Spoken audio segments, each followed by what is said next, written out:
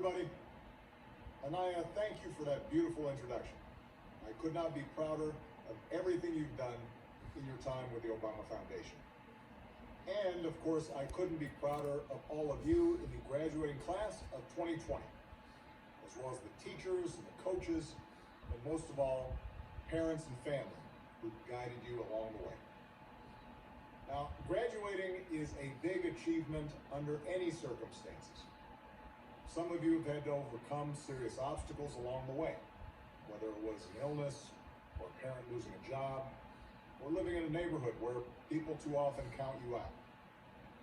Along with the usual challenges of growing up, all of you have had to deal with the added pressures of social media, reports of school shootings, and the specter of climate change.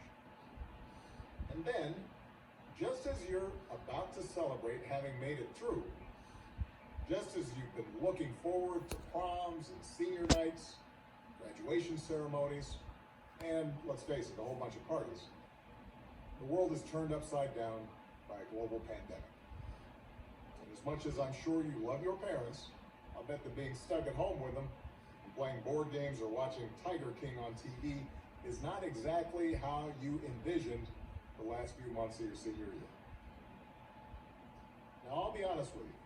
The disappointments of missing a live graduation, those will pass pretty quick.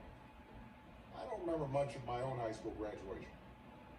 I know that not having to sit there and listen to a commencement speaker isn't all that bad. Mine usually go on way too long. Also, not that many people look great in those caps, especially if you have big ears like me.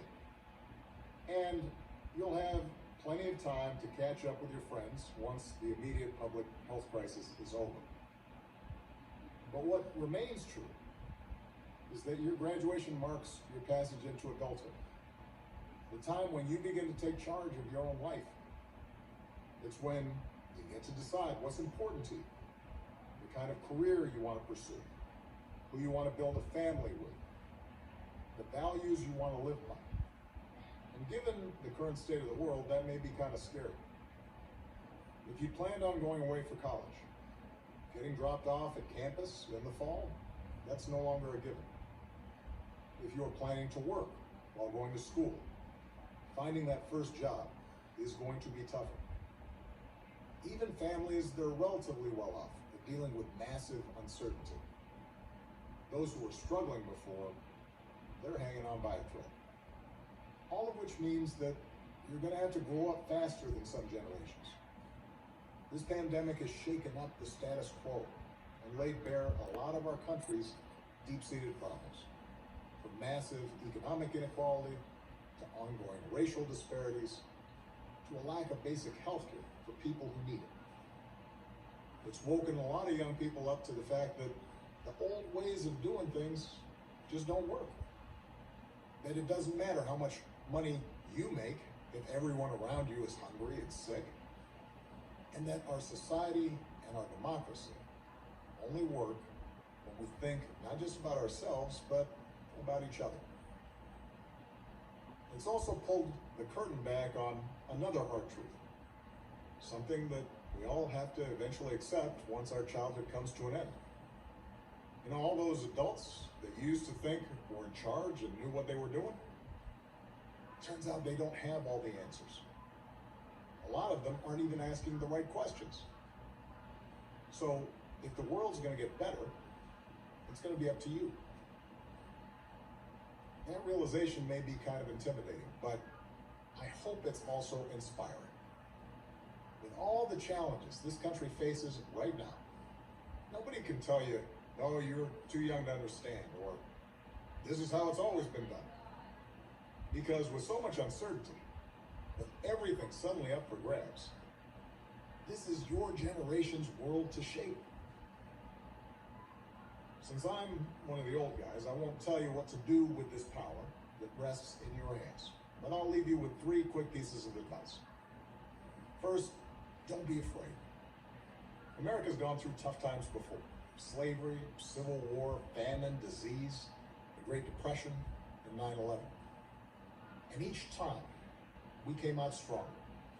Usually because a new generation, young people like you, learned from past mistakes, and figured out how to make things better. Second, do what you think is right.